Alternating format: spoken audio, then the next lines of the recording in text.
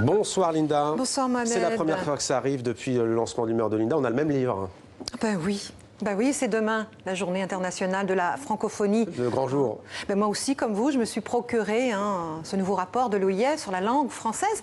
Rapport qui confirme le dynamisme de l'espace linguistique francophone avec ses 300 millions de locuteurs répartis dans 106 pays et territoires. Faut pas le lire. Il y a beaucoup de chiffres. Faut juste le consulter pour les statistiques, voilà, ce genre de choses. 1 kg 71 grammes, je l'ai pesé. 365 pages sur la langue française dans le monde. Le tout bien emballé, c'est vrai. Gallimard, l'éditeur, a eu la bonne idée, regardez, d'arrondir les angles. Comme ça, les journalistes, les politiques, les diplomates, les technocrates qui vont être obligés de le lire vont pouvoir le faire en toute sérénité sans écorner les coins. À part ça, moi, ce qui me frappe dans cet ouvrage, c'est le nombre de francophones qui devrait doubler dans le monde d'ici 50 ans grâce à l'explosion démographique de l'Afrique. Le problème, Mohamed, c'est que dès le départ, l'Organisation de la francophonie s'appuie sur une thèse qui est fausse, celle de l'explosion démographique qui est annoncée par l'ONU. L'ONU nous dit qu'à la fin du siècle, en 2100, la population mondiale va atteindre son maximum, 11 milliards d'individus contre plus de 7 milliards aujourd'hui. Puis cette population va se mettre à décliner.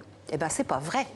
En tout cas, selon 2 Canadiens qui viennent de publier Empty Planet, planète vide, et qui disent que cette surpopulation redoutée n'aura pas lieu. Au contraire, on va, disent-ils, vivre un déclin démographique qui pourrait commencer dès 2040, dans 20 ans. Leur thèse est donc complètement à contre-courant de la thèse actuelle officielle. Alors, ces 2 auteurs, John Ibbitson, journaliste au Globe and Mail, et Daryl Bricker, sondeur, s'appuient sur 4 facteurs. L'urbanisation, l'éducation, l'égalité des genres et le déclin des religions et des clans. Dans 30 ans, selon eux, les 2/3 de l'humanité vont vivre en ville.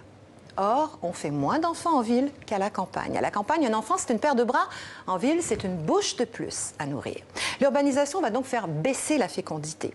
En ville, les filles vont plus facilement à l'école, elles ont un meilleur accès à l'information, à la contraception, elles prennent le contrôle de leur vie et font moins d'enfants.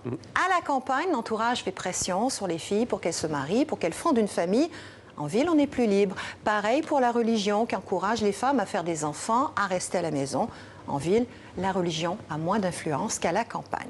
Alors, ces 4 phénomènes, on les observe en ce moment partout dans le monde, selon les Canadiens, et ça va provoquer, disent-ils, une baisse irrémédiable des taux de natalité. C'est déjà en cours dans une trentaine de pays, Japon, Corée du Sud, Italie, Espagne.